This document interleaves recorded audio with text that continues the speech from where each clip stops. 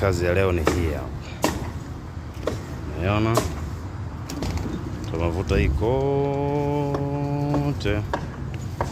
mkono wa mtu mmoja. Point ya kwanza, ya pili, ya tatu. Ili ndo bodi. Kwa makutano yetu yote yanakuja kukutana hapa.